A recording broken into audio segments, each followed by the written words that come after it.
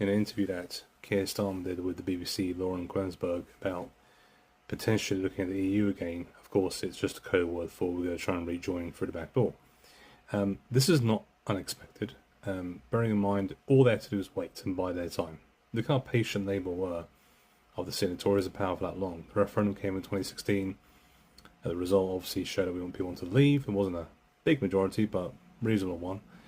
And then it went to the Tory party during that time through different prime ministers after Cameron resigned.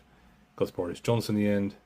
Then Farage decided, and I still think it was the wrong decision at the time, as I've said in one of my streams, you can go look at it on my channel, that backed Johnson. Of course, Johnson, we had the Boris wave, as they call it. Now, what's going to happen next? They are obviously going to try and form a new relationship. There's nothing wrong with that at all. I have no issue with that at all myself. In fact, no one is, whether you're a Europhile or a Eurosceptic, you don't really care about that. That's fine.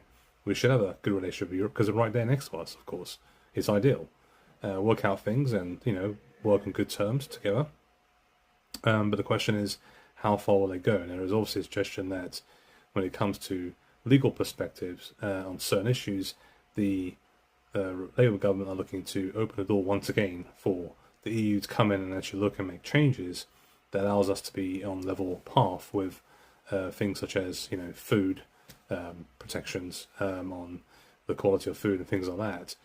Which again, people themselves never had an issue with. We can always look at it ourselves. We don't need the EU to get involved with that when it comes to trade and so on. We can have our own relationship with the EU going forward, and it could be a brand new one, a better one. Essentially, what we need is a new treaty, which is what we've always really needed from Brexit.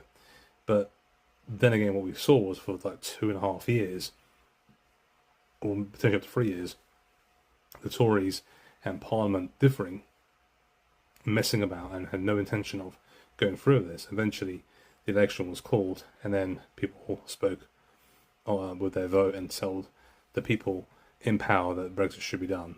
And of course, that's not quite materialised. That being said, for us on the other side, if they're going to try and put a referendum in, we should boycott it.